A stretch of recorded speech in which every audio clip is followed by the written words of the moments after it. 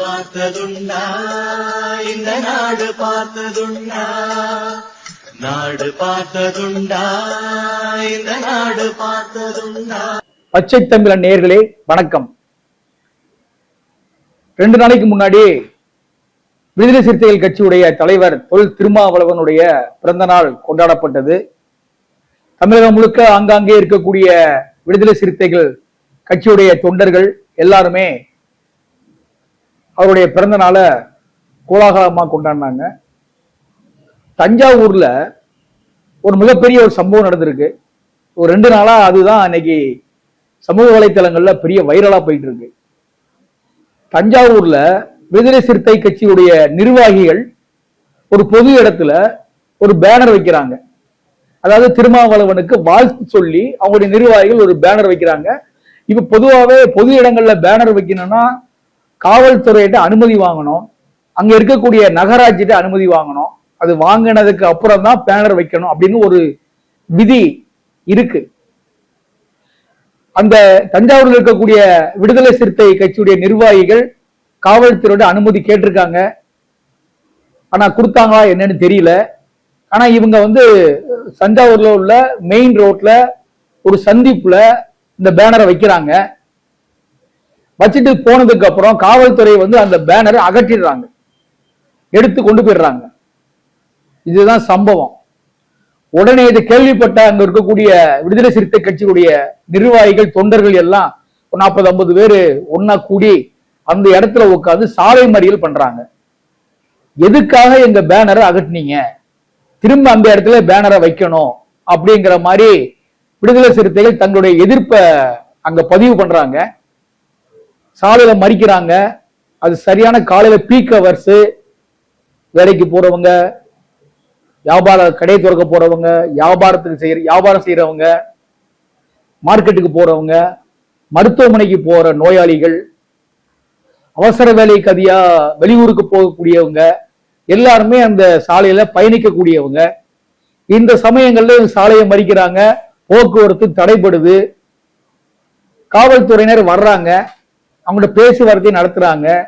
அது சுமூகமா முடியல. போக்குவரத்து தடைப்பட்டதுனால வரிசையா வாகனங்கள் நிக்குது.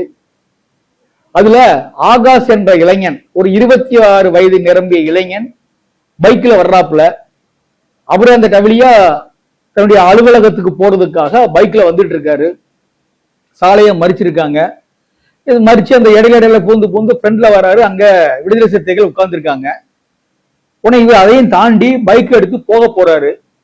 உடனே அங்க கூடிய விடுதலை சிறுத்தைகள் உடனே எழுந்து, நீ யாருங்க, நீங்க போக கூடாதுங்க, நாங்க சாலை மறியல் பண்ணிட்டு இருக்கோம், இந்த பக்கம் நீங்க வரக்கூடாது, இங்கே நில்லு, எங்களுக்கு ஒரு முடிவு கிடைக்கணும் அப்படிங்கிற மாதிரி அவன்கிட்ட வாக்குவாதம் பண்றாங்க. ஆகாஷ் என்ன பண்றப்ப, இல்லைங்க நான் அவசரமா போக வேண்டியிருக்கு, நான் ஏற்கனவே லேட்டா போயிட்டு இருக்கேன், ஆபீஸுக்கு போகணும் அப்படிங்கிற மாதிரி அவரு அங்க பேசுறாரு. பேச உடனே 2 பேருக்கும், அந்த விடுதலை சிறுத்தை கட்சி நிர்வாகிகளுக்கும் ஆகாஷுக்கும் வாக்குவாதம் வருது. இந்த வாக்குவாதம் வந்த உடனே சுத்தி இருக்கக்கூடிய விடுதலை சிறுத்தைகள் கட்சியுடைய நிர்வாகிகள் ஒரு 10 பேரை சுத்தி நின்றுக்கிறாங்க. நின்றுகிட்டு அவன்கிட்ட ஆர்கியூ பண்றாங்க. இவனும் விடாம ஆர்கியூ பண்றான். அவனுக்கு என்ன அவசரமோ, தன்னுடைய பர்சனல் வேலையா இருக்கலாம், இல்ல அலுவலகத்துக்கு தாமதமா போனா அங்க அவனுக்கு என்ன பிரச்சனை வருமோ, இப்படி பல சிக்கல்ல அவன் பேசிட்டு இருக்கான். பைக்ல உட்கார்ந்தே பேசுறான். வாக்குவாதம் முத்தியது. மக்கள் எல்லாம் ஒன்று திரள்றாங்க. இந்த நேரத்துல காவல்துறை உள்ள வருது. போலீஸ்காரங்க என்னப்பா அப்படின்னு கேக்குறாங்க. நியாயமான போலீஸ்காரராக இருந்தால் என்ன பண்ணிருக்கணும், அப்பா விடுதலை சிறுத்தை அந்த நிர்வாகிகளை தள்ளி கொண்டு போய், அப்பா என்ன பிரச்சனை உனக்கு, அவன் வேலைக்கு ஏதோ அவசரமா போயிட்டு இருக்கான், அவன் ஒருத்தன் தானே போறான், விடுங்கப்பா போட்டோம் அப்படின்னு பொதுமக்களுக்கு சப்போர்ட் பண்ற மாதிரி அங்க இடத்துல காவல்துறை பேசி இருக்கணும். ஆனா அந்த காவல்துறை, அந்த SSI என்ன பண்றாரு, ரஹீம்ங்கிறவர் என்ன பண்றாருன்னா, நேரா போய் அவனை போய் வார்க்கி பண்றாரு. அந்த ஆகாஷ்ட போய் சண்டை போடுறாரு. நீ எங்க வர, கொஞ்சம் பொறுத்து போ, இப்ப என்ன அவசரம் உனக்கு, இவங்க போராட்டம் பண்ணிட்டு இருக்காங்களா, இடையில ஏன் பூந்து போற. ஏங்க, பொதுமக்கள் அவசரமா போற இடத்துல அந்த மறியல் செய்யக்கூடிய நிர்வாகிகளை கொஞ்சம் ஒதுங்குங்கப்பா போட்டோம் அப்படின்னு வழி ஏற்படுத்தி கொடுத்திருந்தா இந்த பிரச்சனையே வந்திருக்காது. ஒரு நிமிஷத்துல தீர்த்து வச்சிருக்கலாம். ஆனா சில காவல்துறை அதிகாரிகள் என்ன நினைக்கிறாங்கன்னா, காவல்துறை அதிகாரியுடைய அந்த உடப்பு போட்ட உடனே தான் தான் ராஜா, மற்றவங்க எல்லாம் நமக்கு அடிமை, நம்ம சொல்றத அவன் கேட்கணும், அதை மீறி ஏதாவது பண்ணிட்டாங்கன்னா அவனை அடிக்கிறது, அவன் மேல பொய் விளக்க போடுறது, தேவையில்லாத பிரச்சனைகளை எழுப்புறது காவல்துறையில சில அதிகாரிகள். நான் எல்லாத்தையும் குறை சொல்லல, நேர்மையான காவல்துறையில இருக்கிறாங்க, அவங்களுக்கு எல்லாம் சல்யூட் அடிக்கணும். ஏன்னா அவங்க எல்லாம் தன்னுடைய நேரத்தை பொதுமக்களுக்காக அரசு வேலையை அழகா செஞ்சுட்டு இருக்காங்க. அவங்களெல்லாம் நம்ம எந்த குறையும் சொல்லக்கூடாது. இந்த ரஹீம் மாதிரி சில அராஜக பேர்வழிகள் இருக்கிறாங்க காவல்துறையில, அவங்கள தான் நம்ம இப்ப சொல்லிட்டு இருக்கோம். அந்த ரகத்தை சேர்ந்தவர் அந்த ரஹீமும் அவர் கூட இருக்கக்கூடிய காவல்துறையினர். அப்ப 2 பேருக்கும் வாக்குவாதம் முத்துது.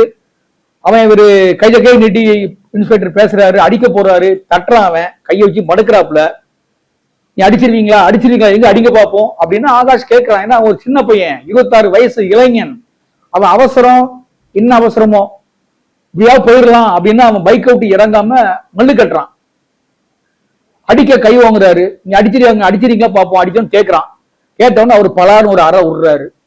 அவரு கன்னத்துல அடிஞ்ச அடுத்த நொடி ஆகாஷ் திரும்ப அவரை பலார்னு கன்னத்துல அடிக்கிறான்.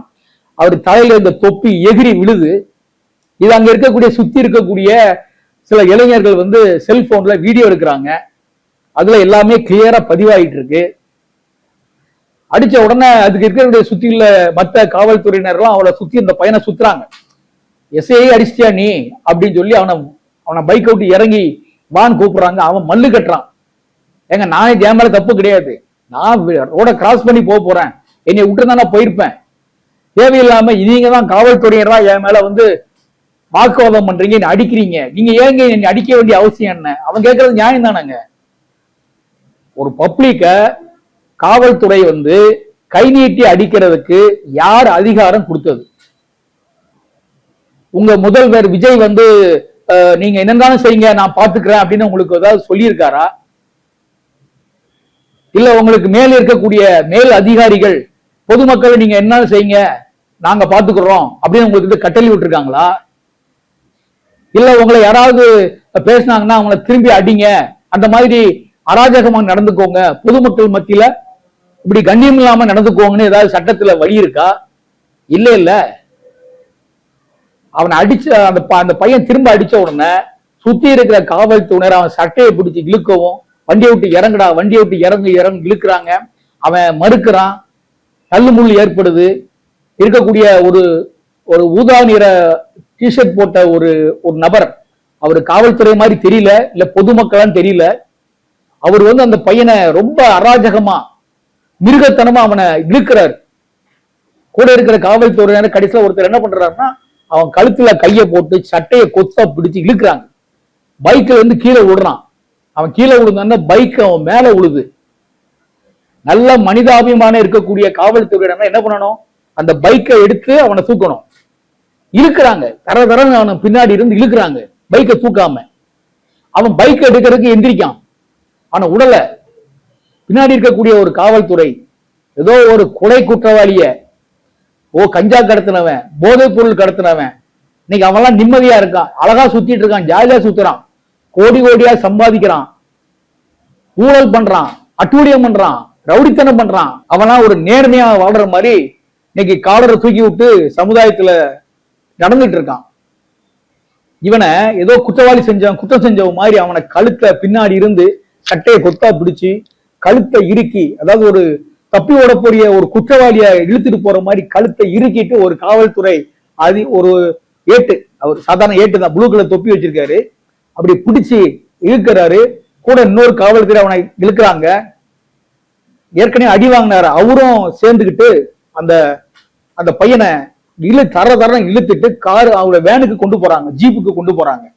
அவன் மல்லு கட்டுறான், அவன் பேண்ட் அவுறுது, அதை மேல தூக்கிக்கிட்டே போறான்.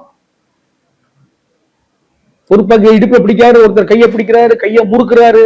கடைசியில ஜீப்ல கதவை திறந்துகிட்டு அவனை உள்ள தள்ளுறாங்க. அவன் அதுல மல்லு கட்டுறான், நான் உள்ள வரல அப்படின்னு வெளியே தள்ளுறான். இவங்க உள்ளத்தெல்லாம் அவன் வெளியே தள்ள, தள்ளு முள்ளு நடக்குது. பின்னாடி இருந்த அந்த ஏட்டையா அவன் கழுத்தை கையை பிடிச்சுக்கிட்டு அப்படி இழுத்து தள்ளுறாரு. இவன் காலை வச்சுக்கிட்டு ஜீப்ல ஏற மறுக்கிறான், கையை கதவுல வச்சுட்டு பின்னாடி தள்ளுறான். இந்த அடி வாங்கினார் அந்த இன்ஸ்பெக்டர் ரஹீம், அவனுடைய விழால குத்துன்னு குத்துறார்.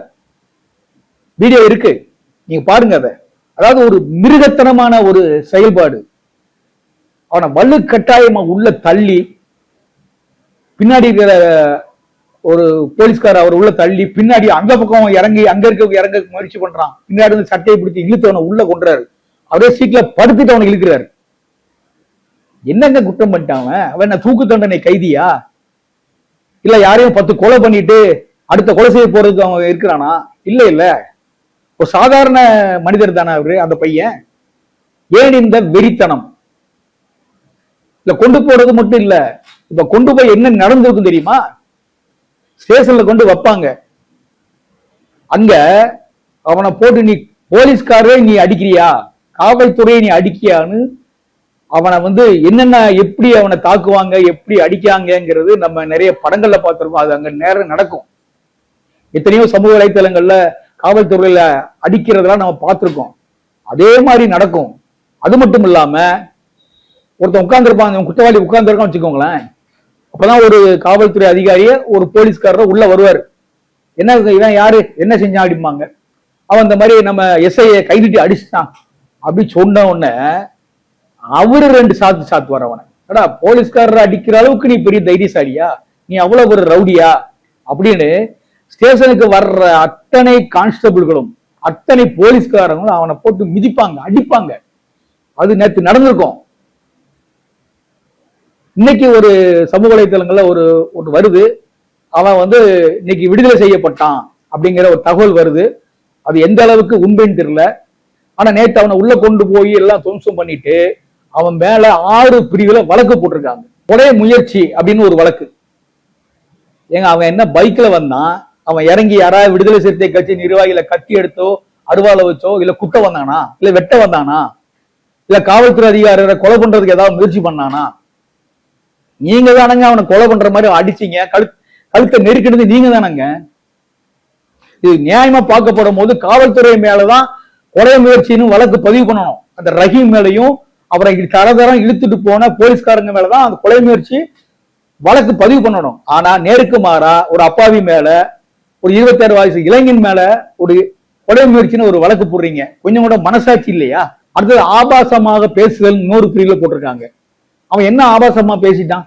ஒண்ணுமே பேசலங்க. நீங்க தான் அவனை அசிங்கமா பேசுறீங்க. விடுதலை சிறுத்தை கட்சியுடைய நிர்வாகிகள் அசிங்கமா பேசுறாங்க. இவன் எங்க ஆபாசமா பேசினான்? அவன் தன்னுடைய கருத்துக்களை சொல்றான். அத கொஞ்சம் கோபமா ஆக்ரோஷமா சொல்றான். இதுல என்ன இருக்கு? இதுல என்ன அவன் ஆபாசமா பேசிட்டான்? இல்ல போலீஸ்காரருடைய குடும்பத்தை வம்புக்கு இழுத்துட்டானா? இல்ல அந்த விடுதலை சிறுத்தை இருக்கக்கூடிய கட்சி நிர்வாகிகளுடைய குடும்பத்தை ஏதாவது அசிங்கமா பேசிட்டானா? இல்ல. அப்புறம் எப்படி ஆபாசமாக பேசினான் அவன் மேல ஒரு வழக்க பதிவு பண்ணுவீங்க? இன்னொரு வழக்கு, சதி திட்டம் தீட்டுதல். அவன் என்னங்க சதி பண்ணிட்டான்? இப்படி விடுதலை சிறுத்தை கட்சிக்காரங்க அங்க ஆர்ப்பாட்டம் மண்டில் பண்ணிட்டு இருக்காங்க, நம்ம போய் இதை சதி பண்ணி யாரையாவது ஒருத்தர் ஏதாவது பண்ணணும், காவல்துறை வம்புக்கு வருவாங்க, அவங்க ஏதாவது பண்ணணும் அப்படின்னு ஏற்கனவே திட்டம் போட்டு வந்த மாதிரி அவன் மேல சதி திட்டம் போடுறீங்க. ஏன்னா இது எதேச்சியா நடந்தது. அவன் வேலைக்கு போறது வர்றான், சாலை முறையில் நடக்குது, கிராஸ் பண்ணி போயிடறான்னு வாரான், கடந்து போகணும் வாரான். அவனை போட்டு இப்படி மிருகத்தனமா பண்ணிக்கிட்டு அவன் மேல இப்படி ஒரு வழக்க பதிவு பண்றீங்களே, இது நியாயமா? அப்புறம் இன்னொரு வழக்கு, பொதுமக்களுக்கு அமைதியை குந்தகம் விளைவிக்கிறான்னு ஒரு பிரிவு. அவன் பொதுமக்களுக்கு என்னைக்கு அவன் எப்ப குந்தகம் விளைச்சான்? சாலை மறியல் பண்ணிட்டு இருக்காங்களே விடுதலை சிறுத்தை கட்சியுடைய நிர்வாகிகள், அவங்கதான் பொதுமக்களுக்கு குந்தகம் விளைவிக்கிற மாதிரி, அமைதியை கெடுக்கிற மாதிரி சாலையை மறிச்சிட்டு பஸ்ஸையும் வண்டியவும் லாரியவும் அவசரத்துக்கு போறவங்களையும் விடாம வழி மறிச்சு உட்கார்ந்து இருக்காங்க. அதுதான் பொதுமக்களுக்கு அமைதியை குந்தகம் விளைக்கிறதுன்னு சொல்லலாம். அவங்க மேல வழக்கு போடலாம். அந்த வழக்க அதை போடாம ரோட்டை கடந்து போறவன் மேல இந்த மாதிரி போட்டிருக்கீங்களே. இப்படி 6 வழக்கு அவன் மேல அநியாயமா போட்டு ஒரு கம்பெனியில வேலை செய்யவன் அவன் மேல இந்த மாதிரி வழக்கு போட்டா அவனுடைய வாழ்க்கை என்ன ஆகும்? கொஞ்சமா யோசிச்சு பாத்தீங்களா? இத ஆக்சுவலா நீதிமன்றம் எத்தனையோ வழக்குகளை தானா முன் விசாரிக்கிறாங்க. அதே மாதிரி இந்த தஞ்சாவூர்ல நடந்த சம்பவத்துக்கும் ஆகாஷ் மீது போடப்பட்ட இந்த 6 பிரிவு வழக்கையும் மாண்புமிகு நீதியரசர்கள், இதை நீங்களும் பார்த்திருப்பீங்க, மாண்புமிகு நீதியரசர்கள் தானா முன் இந்த வழக்கை கையில் எடுத்து அந்த ரஹீம் என்ற SSI-யையும் கூட இருந்து அவனுக்கு துன்புறுத்தலை கொடுத்த மற்ற கான்ஸ்டபிள் மீதும் விடுதலை சிறுத்தை கட்சியினர் 10 பேர் சேர்ந்துகிட்டு அவனை சுத்தி நின்று அவங்க கூட வாக்குவாதம் பண்ணவங்க, இப்படிப்பட்டவங்க மேல ஒரு வழக்க பதிவு பண்ணணும், அவங்களை கைது செய்யணும். அந்த SSI பணியிடை நீக்கம் பண்ணணும், நிரந்தரமாக பணியிடை நீக்கம் பண்ணணும். இந்த மாதிரி ஒரு SSI பண்ணாதான் அடுத்த வரக்கூடிய காவல்துறையினர் யோசிப்பாங்க. இந்த மாதிரி அராஜகம் பிடித்த காவல்துறையினர், அத்துமீறக்கூடிய காவல்துறையினர், இது ஒரு நியாயம் கிடைக்கணும். இதை இன்னைக்கு எல்லாருமே சமூக வலைத்தளங்கள்ல பேச ஆரம்பிச்சுட்டாங்க இந்த விஷயத்தை பத்தி. ஆகாஷ் மேல ஒரு பரிதாபம் இன்னைக்கு தமிழகத்துல அங்கங்க ஏற்படுது. இதையெல்லாம் முதல்வர் பார்க்கலையா? இல்ல அங்க இருக்கக்கூடிய அமைச்சர் பெருமக்கள் இதெல்லாம் பார்க்கலையா? இல்ல இந்த சட்டமன்ற உறுப்பினர்கள் என்ன செய்றீங்க? சட்டமன்றத்துல நீங்க போய் பேசுறதுதான் உங்களுடைய வழக்கமா? இல்ல இந்த மாதிரி பொதுமக்கள் அடிபடுறத இதெல்லாம் பத்தி நீங்க பார்க்க மாட்டீங்களா? கேட்க மாட்டீங்களா? காவல்துறைக்கு ஒரு போனை போட்டு என்னப்பா செஞ்சான்னு விசாரிக்க மாட்டீங்களா? இதுக்கு ஒரு நீதி கிடைக்க வேண்டும். இப்ப வருது, அவன் விடுதலை பண்ணிட்டாங்கன்னு சொல்றாங்க, அது எந்த அளவுக்கு உண்மைன்னு தெரியாது. விடுதலை செய்தா மட்டும் போதாது, அவன் மேல இருக்கக்கூடிய வழக்குகள் ரத்து செய்யப்பட வேண்டும். அது மட்டும் இல்லாம அவனை கன்னத்தில் அறைந்த அந்த காவல்துறை உதவி ஆய்வாளர் SSI ரஹீம் அவரை நிரந்தரமாக பணியிடை நீக்கம் செய்ய வேண்டும். அவனை சுத்தி இருந்த காவல்துறை போலீஸ்காரர்கள் அவங்க மீது நடவடிக்கை எடுக்க வேண்டும். அதுதான் எல்லாருடைய கோரிக்கை. முதல்வர் அந்த காவல்துறையை தன்னுடைய கட்டுப்பாட்டில் வச்சிருக்காரு. நீங்க போலீஸுக்கு ஃப்ரீடம் கொடுத்தது எதுக்கு? கஞ்சா விற்க கூடாது, கஞ்சா விற்கிறவனை பிடிங்க, போதைப் பொருள் விற்கிறவனை பிடிங்க, ரவுடிய பிடிங்க, கொலை பண்றவனை பிடிங்க, பெண்களுக்கு பாதுகாப்பு இல்லாம அவனை பாலியல் தொந்தரவனை பிடிங்க. இந்த மாதிரி சில சமாச்சாரங்களுக்கு நீங்க அவங்களுக்கு ஃப்ரீடம் கொடுத்திருக்கீங்க, ரைட்டு. இத மாதிரி பொதுமக்களை தாக்கக்கூடிய அளவுக்கு நீங்க போலீஸுக்கு சுதந்திரம் கொடுத்திருக்கீங்களா? முதல்வர் அவர்களே, இதுக்கு நீங்க சரியான ஒரு விடை காணணும். இல்லைன்னா இன்னைக்கு மக்கள் உங்க ஆட்சி மேல இருக்கக்கூடிய ஒரு நல்ல ஒரு அபிப்பிராயத்தை ஒவ்வொரு செயல் மூலம் நீங்க கொஞ்சம் கொஞ்சமா இழந்துட்டு வரீங்க. எதிர்கட்சியினர் உங்களை கேள்வி கேட்கிற அளவுக்கு இன்னைக்கு இருக்கக்கூடிய சூழ்நிலைகள் மாறிக்கொண்டிருக்கு. இத கொஞ்சம் கொஞ்சமா நீங்க பாருங்க. இடைத்தேர்தல் வரப்போகுது. இந்த மாதிரி போச்சுன்னா உங்க ஆட்சியை ஆண்டவன் தான் காப்பாற்ற முடியாது. நன்றி, வணக்கம்.